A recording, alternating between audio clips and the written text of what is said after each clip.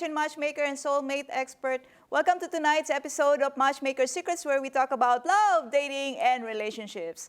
I guess like one of the biggest investment that you can ever make in your life is actually buying a house.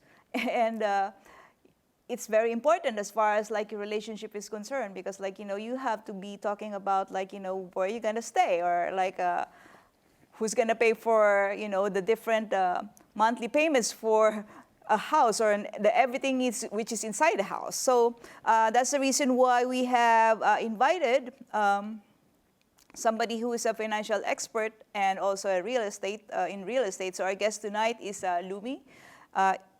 Ispas has been engaged in real estate in Chicago for over 19 years. You look so young. And he's a real estate developer, real estate investor, and one of the top producer brokers in Chicago, in the city, based on yearly sales. She specializes in helping buyers buy homes and small investment properties to build wealth, and teaches a complimentary seminar once a month called Wealth Building and Financial Freedom through Buying Real Estate with Low Down Payments. That's exciting. So how are you, Lumi? How are you? Good seeing you, Lorii. Thank you for the invitation. Sure. So I'm sure a lot of people are curious, because this is a important matter. So I've always been wondering, would you recommend that singles who are dating purchase a property together? So that's a great question. As an immigrant, I read a lot about investments and about becoming financially successful in the United States. And one quote I kept coming across in a lot of books, it's that 80 to 90% of all millionaires make their money, either make their money or grow their money in real estate. So thinking that 80 to 90% of millionaires get it through real estate, I will say I recommend everyone buy real estate. And in relation to people that date, I will say depending on the relationship, how far they are, if the people are ready to move together, they discuss financials, they know their strengths. But I will say real estate is the best investment ever. And in Illinois, we're lucky to have attorneys that help with a transaction. So the two partners can discuss the investment. They can put down in writing, what percentage of ownership each will have, what they will contribute later in the relationship, payment-wise, fixing up the home, maintaining the home, who's going to do what. So if there is clarity, I would say always invest. Okay. And some of my clients that they were dating, they were not married, have bought buildings. So instead of buying a single family or a condo, they will buy 3 to 4 unit buildings. So they will keep a unit, live for free, and rent rest. And then later on, if let's say they didn't get married, they could each live in another apartment, or move out and split the profits 50-50 or whatever the percentage was. But I will say, because of equity building, because of appreciation, because of tax savings, everyone should buy.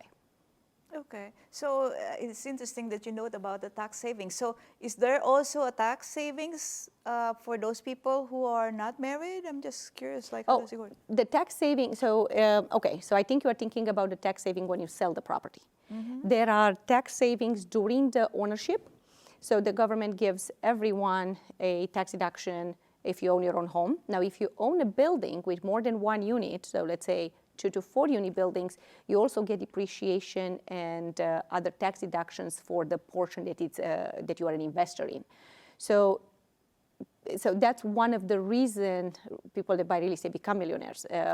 It's because when you buy real estate, you get depreciation, you get to a portion of your property tax, insurance, all interest, expenses, maintenance, they all get deducted. Okay. As a tenant, imagine you let's say a mortgage payment is $2,000 a month and the rent is $2,000 a month. A tenant, at the end of the year, he's out of his pocket $24,000.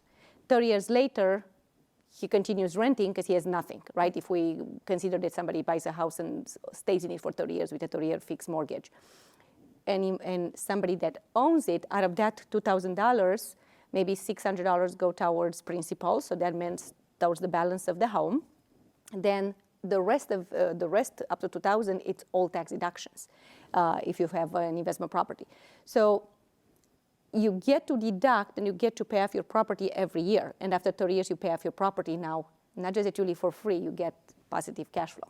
Yeah. So from what I'm hearing, you should have like a good real estate person who's going to be looking for the property. You also need a good lawyer. You also need a good accountant. Well, at the beginning when you buy, you're going to, so when you write the offer, before you write the offer, you need a good lender.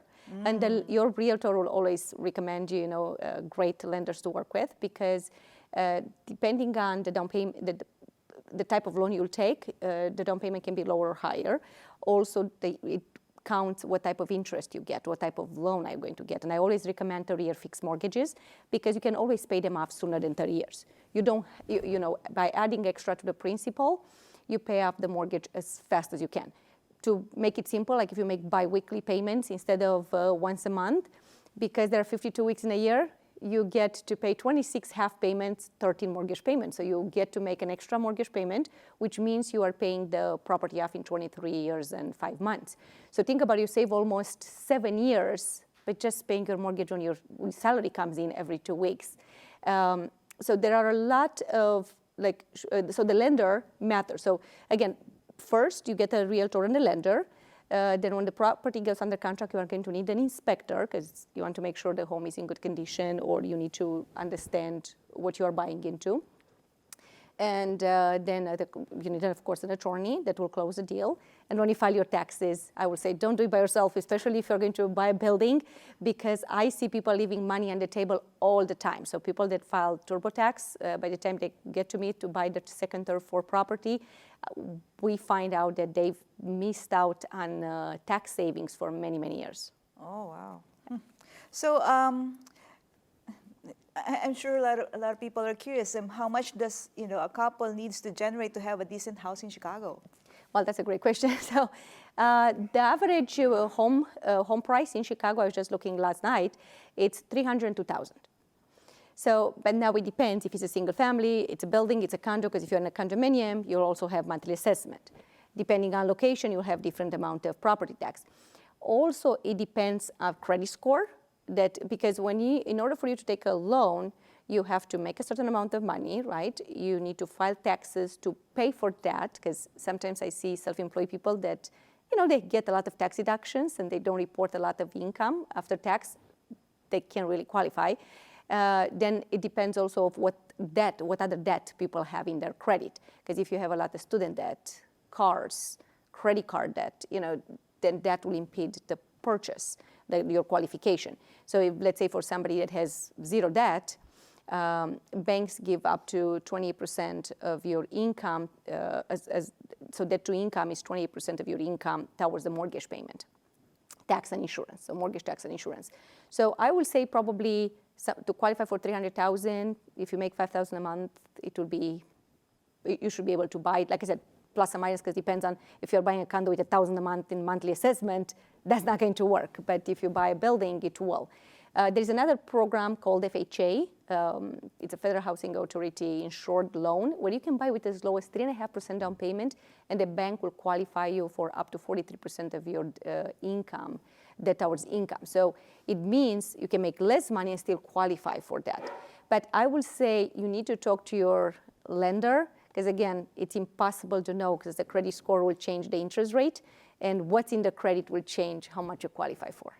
Okay, so it's not like a simple answer that you can give. It's you really need to talk to a lender.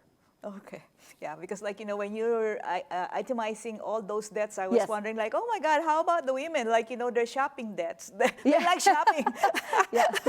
So right. I'm not sure about the men, how much maybe they're spending for the shoes though, or the watch. Well, one good thing about purchasing is that if you have a 401k, that will help you, that will count towards your reserves when you purchase. Also, usually if you buy a home, most of program, the pension program would allow you to take up to $10,000 for a down payment. Mm-hmm. So there are programs where you can get gifts for down payments, because usually the biggest downfall I see, or the stopper of people purchasing, is a down payment. Mm-hmm. It's not really the credit and the income, but people don't have a down payment. So it's so interesting when you see like FHA loan, like I said, allows to get gifts. So, a lot of time parents will help, or maybe a partner, like if you're, like you say, dating, one partner maybe has more cash handy, the other one has great credit and great income. So they can complement each other. Because, family, usually it has to come from somebody you know for a while. But I will say if you can figure out your down payment, and you can buy with as low as 3.5% down payment for an FHA loan, or 5% down on a single family condo, then you should be able to So buy. you're saying like something like in the bracket of 10,000 more or less? Yeah, well, if it's a 300,000 home, Yeah. 5% will be 15. If it's 3.5%, like you said, it's about 11,500 or something. So it's right there. And like I said, you'll need to show some reserves, and you can show those in 401k, in your 401k or pension plan.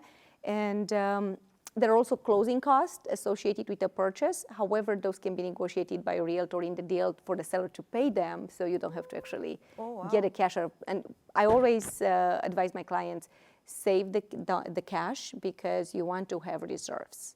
You are buying a home. There will be a fridge that will break. There will be little things that you're going to need to fix up. And things like COVID happens, right? So you never know what life throws at you. So you always want to have to save 6 months of reserves. So you always have extra money. And that's another reason why I recommend people buying buildings, 3 to 4 units, because if you live for free, even if you have a vacancy, the mortgage still gets paid. Yes, yes. And no matter what happens, you're going to make money. So. That's great. So what are the common problems you see when a couple looking for a property have different preferences on their wish list? Like, I want a balcony, I want a fireplace. And then, the other person doesn't want it. That's a great question. So usually, actually, what I see, it's when one likes very modern and one likes vintage. That's an interesting match. And, hopefully communication is great in the couple, and they realize that they have to come to a compromise. At the beginning, when I start the search, I usually ask for what they want, and you can see right away. And sometimes they surprise each other. It's like, oh, is that what you like? They don't even realize what they like. Or when one likes condo, one likes a building. One wants to be in Lincoln Park, the other wants to be in Highland Park, right? It's like so you will see the differences. And I try to counsel a little bit in the sense of location-wise, where you want to be, what are your jobs, what's important to you.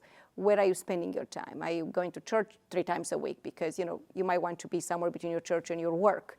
Do you usually take the metro, the train? Do you need public transportation? So sometimes they need a little coaching and nudging, and just give them a list of questions that they have to go through together to realize, where they need to be. Because, again, this is not a conversation people really have a lot of times. Yeah, they just say like, oh, I want to buy a house. And then they didn't even think about like, what else do they need, Right. So usually when they come to me, I always start with, have you talked to a lender yet? Well, no, but I want to buy Lincoln Park. I say, okay, great.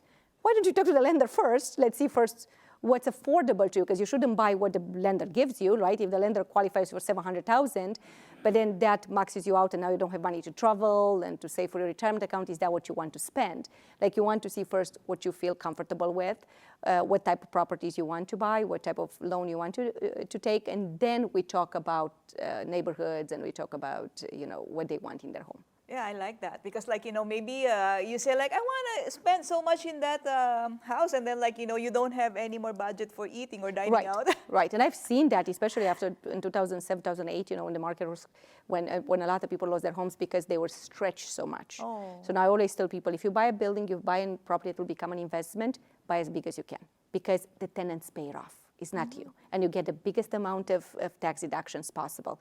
But when you buy a home where you are the one to pay 100% of the mortgage, you want to buy as safe as possible, somewhere where you are comfortable to pay.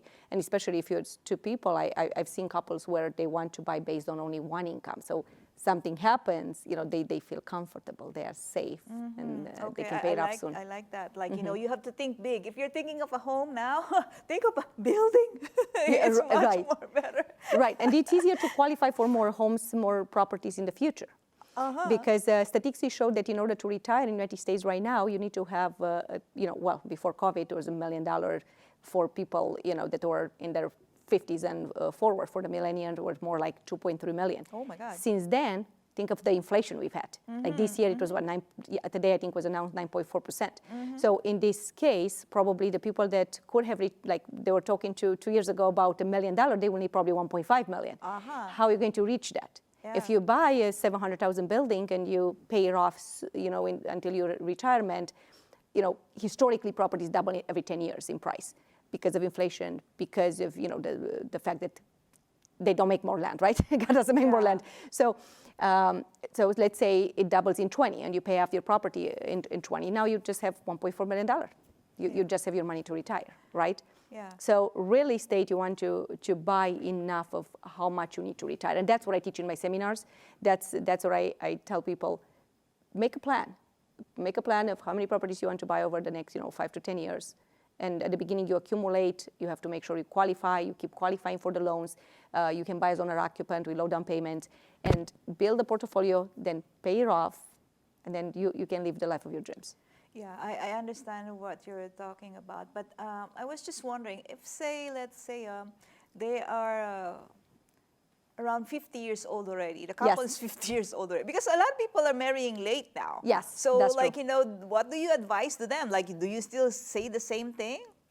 Very good question. So at 50 years old, people have assets. Okay. So I'm also a coach in real estate and I do consulting. So like I'll give you an example of a 52-year-old consultant client. She's from New York. She owns a condo in Boston and one in Florida. And she came to one of my seminars and she said, well, can you look over my portfolio? I found out she had over $400,000 sitting in a condo in Boston and her cash flow was $200 a month. But she sits on $400,000 in that property. Then the one in Florida, she was making $500, so she was very proud. However, she was sitting again on $250,000. When you do the math, $200 a month times 12 months is $2,400. Would you invest $300,000 to get $2,400 a year in return? It doesn't make sense. Yeah, it's small, right? Right, because 1% return would be $3,000. Even if you should put the money in the bank, she would make more money than the 24. So we looked at it and we put it together. And she said, I asked her, I said, when do you want to retire? I said, well, I would have loved 55. She's 52, right? So earlier this year we met. And I said, it's doable. And she said, how am I going to do this? I said, how much you have in your retirement account? We talk about that. And I said, if you sell these two properties, the 3 plus the 250, you have 550,000. If you reinvest this in properties that will give you the cash flow that you need to retire, we are fine. And she said, I want 5,000 a month in cash flow. And I show her how with 550,000, she can buy 3-4 properties that together will give her the $5,000 a month in cash flow. And it's all doable. It's just a matter of selling them in spring, the 2 properties, buy the 3-4, that will give her the 5,000 and she can retire by 55. Because the tenants will pay the property and she will just get all that money after all mortgage, after all expenses are paid. So actually, it's even easier for people in their 50s because, again, they have assets. Okay. Yeah, compared to a 20-year-old or a, early 30s that don't have much money saved. Yeah. So we all know that safety is very important. Do people still consider buying here in downtown Chicago with the recent crimes going on around? So that's a very interesting question. As a realtor, I can't talk about safety. However, let's look, how people look at safety. What I consider safe, what you consider safe, 2 different worlds, right? Now, downtown Chicago the city of Chicago is considered the 8th best market to buy, like most undervalued market in the United States to buy. Because we're in Midwest, our prices compared to the rental income are very good. That's why we have so many out-of-state, out-of-country investors buying in Chicago, because the rental income is spectacular. So that's why Google opened up a second office. That's why Amazon is opening, because they can offer a lot more to their people than, let's say, in Palo Alto or in Seattle, right? People get more for more housing for the money.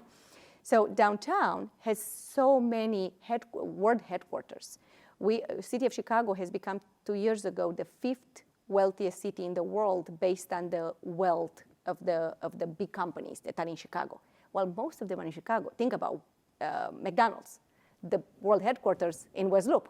Google has the second, right? You have Walgreens, you have Uber, you have all these big companies that are here, Boeing, United, right? So you have these companies. There is so much money. And think about it. If you have the headquarters here, think of how much money the people that work there make, right? So having this amount of employment available, it requires people to live close by. Not necessarily requires, but millennials want to live close to work. They don't like to have cars. They like to walk to work. They want to bike to work. They want to use public transportation. City of Chicago has great public transportation compared to a lot of other cities in the United States, because you have trains, from both airports. Then you have sports, you have arts, you have a lot of restaurants, right? Shopping, the parks, right? So you have, plus the view of our downtown, it's one of the most beautiful things in the United States. So we have a lot to offer. So yes, did we have some issue during COVID? I think not just Chicago had it. Probably it was happening everywhere. I can tell you the occupancy has increased tremendously from a year ago. So as soon as colleges started again, the college kids were back renting apartments. The young professionals were back because a lot of the companies are asking people to move back in. So city has a lot to offer. And then, of course, again, everybody has different preferences. So if you love the urban lifestyle, if you like the restaurant scene, the bar scene, you want the arts, the sports, you're going to stay in the city. So I would say that actually the condos right now in downtown are some of the best investment you can make, because everything has been going up in the last 2 years at 18%, almost 18% a year, not the condos in Chicago. So they're lagging right now. So whoever is investing in the city right now in the condos, they're going to have a really good return in the next several years. That's amazing. Yeah. So for those who are just starting a family, which neighborhoods do you actually recommend? Again, it's the same thing. It's preference. So you said starting a family, right? What's important to them? What's their budget? Because you see, I would love to live in Lincoln Park, but if I can't afford a $2 million home, I can live in Lincoln Park, right? So it's all about budget and where they need to be. Because if they have young kids, or you said just starting, right? So let's say babies, they need daycare. They need maybe parks. They need, whatever. Maybe they need to be close to grandparents and work close to work. So I will say do your research. If you have older kids and you need school district, look at the top school district in the city and buy based on what your needs are. So we're going back to public transportation, schools, parks, your needs. Okay. Seems like you have a questionnaire, right? Before you even actually Actually, right. When I have people from out of state or out of town, I give them homework because 20 years ago when I started, 19 years ago, I had these clients that wanted to move to Schaumburg. And for the viewers here that don't know how far Schaumburg is from downtown Chicago, it's like an hour. And usually you get traffic, 1 hour one way. So I remember this couple with 3 kids, and they were working downtown, and they said, we want to move to Schaumburg because houses are lower priced, so we can afford a lot more house. And I asked them, I said, are you going to take the train? They said, no, because we have to leave the kids, to their respective daycare schools. So we're going to travel. I said, do you realize it's 1 hour one way, so 2 hours a day? And they said, no, we did our research, it's 30 minutes. I said, well, 30 minutes at 11 o'clock at night, at 4 o'clock in the morning, but not at the traffic time. So I advised them to just, get in traffic the right time and see how traffic is. They didn't do that. Of course, I'll give people advice. People do what they want to do, right? I just can give them advice. I can't tell them what to do. And I remember 6 months later, they called me. We need to get out of here. We did it. It was so funny because they're like, this is not working for us.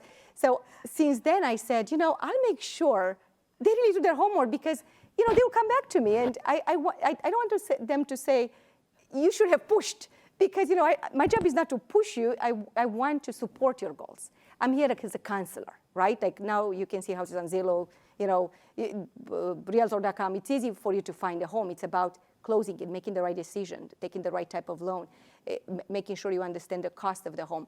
And again, making sure the location works for you. And you don't call me 6 months later because you want to move, right? Yeah. So, but yeah, there are a lot of things that, again, people don't buy houses like shoes. Yeah. For shoes, you can return them. Yeah. And you can decide which one you buy. Houses don't work that way. So you have to do a little bit more research. And then you haven't mentioned that there's also construction all the time, like Yes. 365 days in a year. There's a construction in Chicago. So like for them to go to Schaumburg, that's far. Oh, yes. You catch some storm or some accidents, forget about an hour. It becomes an hour and a half, right? That's true. That's true. All right, thank you so much, Lumi. I really appreciate your time. So for the benefit of those people who are watching here, like I just like to let you know that we would like you to be over here. If you're single and looking for somebody, we're always, want to find out how you're navigating through being single and looking for love. And also, if you are in a happy relationship, we would like to also have you over here share your secrets with us. And of course, if you are an expert in love, dating, and relationship, much more better, because there are a lot of people who would like to hear what you have to say. Thank you so much, and then good night. Thank you so much Thank again, you so Lumi. much. I appreciate. All right, I appreciate see you again. Bye.